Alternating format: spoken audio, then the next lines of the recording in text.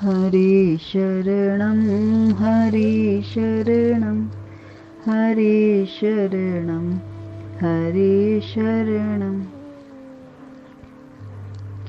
जय श्री कृष्ण। संडे सत्संग में सभी का स्वागत है। शुरू करते हैं आज का सत्संग। बहुत बार सोचते हैं कि सभी देवताओं ने वाहन हेतु पशुओं को ही क्यों चुना। इसलिए कि पशु पक्षी के प्रति मनुष्य ईश्वर तत्व का अनुभव करे। भगवान कहते हैं कि मैं कण कण में हूँ, सर्व में ईश्वर का अनुभव करो, ईश्वर की भावना सब में करो। सभी में ईश्वर का भाव करने वाला जीव ईश्वरमय हो जाता है, ईश्वर जैसा, और ईश्वर तत्व के प्राप्त कर लेता है। जब हम शिव की आराधना करते हैं तो हम बैल को, नंदेश्वर को भी देवता की तरह पूजते हैं। जब हम नारायण की स्तुति करते हैं तो हम गरुड़ को भगवान की तरह पूजते हैं। जब हम देवी की आराधना करते हैं तो हम शेर की भी आराधना करते हैं, उनमें भी देवतत्व को देखते हैं। अतः भगवान ने सभी ने अपने वाहन पशुओं को चुना, पक्षियों को चुना। भगवान कहते हैं मैं कण कण में हूँ, तो वो कण कण में है, जर्रे जर्रे में है झांकी भगवान की, किसी सूझ वाली आँख ने पहचान ली। वो झांकी आप गुरु की कृपा से देख सकते हैं, या आपके भीतर इतना ज्ञान हो, इतना बोध हो कि आप अपने विचार विकारों से ऊपर उठकर देव तत्व की अनुभूति कर पाएं। सत्य तो परमेश्वर है, सत्य कृष्ण है, और कृष्ण को कण कण में देखने की सूझ भगवान की कृपा के बिना नहीं मिलती, गुरु की कृपा के बिना नहीं मिलती। जब अर्जुन कुरुक्षेत्र में खड़ा था, तो जब उसके समक्ष उसके सारे अपने युद्ध क्षेत्र में खड़े थे, तो भगवान ने अपने दिव्य रूप को दिखाया। उस टाइम भगवान ये कहते कि अर्जुन तुम संसार को मत देखो, उसमें अपनों को मत देखो कि ये मेरे अपने हैं, चाचा हैं, ताऊ है, बाप है, माँ है, परिवार है, उनको मत देख। तू सभी में मुझको देख, तू सिर्फ मुझे को देख और मेरा हो जा, मेरे शरणागत हो जा।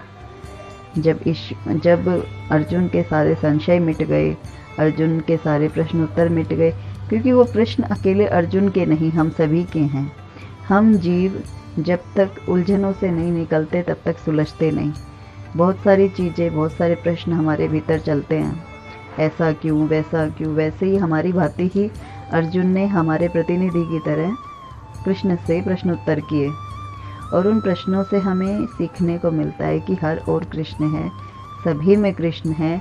उनकी माया ही जीव के ऊपर पर्दा डाले रखती है, जिससे जीव को अपना बोध नहीं होता। लेकिन जीवन में इष्ट हो, गुरु हो, भगवान हो, और उनके प्रति जीव शरणागत हो, तो उसको अपने सत्य का पता चलता है कि वो क्या है और क्यों आया है धरती पर। कुरुक्षेत्र में युद्ध तो होना ही था, क्योंकि वो संसार का यही तरीका है, अपनों से अपनों का युद्ध। हर घर में, हर मोहल्ले में, हर देश में, सब जगह चल रहा है। तनाव, दुख, विपरीत परिस्थितियाँ, प्रतिकूलताएं, उन सब से निकलकर जब जीव, उन्हीं के बीच में रहकर जब जीव शरणागत हो जाता है, कृष्ण का हो जाता है, तो कृष्ण अपनी दिव्य दृष्टि देते हैं, और उस दिव्य दृष्टि से जब वो देखता है तो उसे हर ओर कृष्ण ही कृष्ण दिखाई देते हैं। ये है प्रेमी की अवस्था, भक्त की अवस्था, जिसका रोम रोम कृष्ण कृष्ण पुकारता है। जैसे गोपियाँ थी, गोपियों के मुख पर कृष्ण जैसा तेज आ गया। जब आप कृष्ण नाम उच्चारण करते हैं, प्रेम करते हैं भगवान को, हर वक्त सतत उनको याद करते हैं, तो आपके इष्ट आपके भीतर उतरने लगते हैं, और जो आपके इष्ट का सौंदर्य है वो आपको अपने भीतर अनुभव होता है। दूसरे भी अगर आपको देखेंगे तो उसी की बात करेंगे। जहाँ जिस महफिल में आप बैठेंगे, जिन लोगों के साथ आप बैठेंगे, चाहे वो कितने ही आपसे विरोधी हों, कितने ही संसारिक प्रवृत्ति के हों, लेकिन अगर आप उनके समक्ष बैठेंगे, उनके साथ बैठेंगे, तो वो आपके इष्ट की ही बात करेंगे, क्योंकि आपके इष्ट का प्रभाव ऐसा है, जितना इष्ट आपके भीतर उतर चुका है उतना ही लोगों को उनका अनुभव होता है। जहाँ जैसे एक इत्र की शीशी होती है, वो खाली हो गई तो भी उसे कहीं रख दिया जाए तो उसकी महक फिर भी आती है। वैसे ही इष्ट का स्वरूप जब जीव के भीतर उतर जाता है, जब जीव प्रेम पूर्ण हो जाता है, भगवान के शरणागत हो जाता है, तो वो जहाँ भी बैठता है उसका आभा मंडल, उसकी उपस्थिति भी उसके इष्ट की उपस्थिति को दर्शाती है, उनकी महक को दर्शाती है, उनके आवरण को दर्शाती है। उनकी कृपा, उनकी करुणा उस जीव की आँखों से दिखाई पड़ती है, उसकी वाणी में उनकी मधुरता दिखाई पड़ती है, उसकी चाल में कृष्ण की चाल दिखाई पड़ती है। ये है प्रेमी की अवस्था, क्योंकि उसके भीतर उसका प्रेमी रोम रोम में उतर चुका है।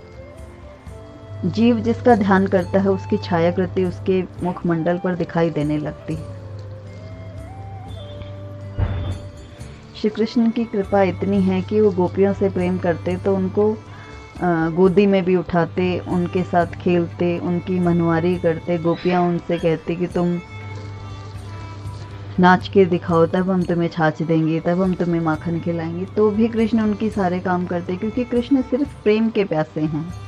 कृष्ण को आप सोना चांदी चढ़ाओ, आप कुछ महंगे महंगे वस्त्र चढ़ाओ, और कुछ आप भगवान के लिए कुछ भी करते हैं, वो उसी का दिया हुआ है, उसमें आपका कुछ भी नहीं है। जितने भी धन संपदा के आप मालिक हैं, जिस भी पोस्ट पर आप हैं, वहाँ उसमें आपका कुछ भी रोल नहीं है। आप इस बड़े से ब्रह्मांड में एक छोटे से कण मात्र हैं। और हम जब भगवान को कुछ सोने का छत्र या सोने का कुछ चांदी का कुछ चढ़ाते हैं, तो हम बहुत अपने आप को गौरव फील करते हैं कि हम कितने रिच हैं या हम कितने बड़े आदमी हैं कि हमने भगवान को ये चढ़ाया। भगवान उस चीज़ का प्यासा ही नहीं है। भगवान तो तुम्हारे मन का प्यासा है कि तुम अपने मन के हर भाव को स्वर्ण के समान चमकदार बनाओ, प्योर बनाओ, कुंदन बनाओ। अपने भावों को, उन भावों को आप चढ़ाओ। भगवान आपके प्रेम का भूखा है, भाव का भूखा है। सोने के बड़े बड़े पात्र या सामान या चांदी के पात्र चढ़ाने से आप भगवान के भक्त नहीं हो जाते। हालांकि वो भी आपकी एक श्रद्धा है। मनुष्य का विश्वास होता है कि वो ऐसा करेगा, ये हो जाएगा तो वैसा कर देगा।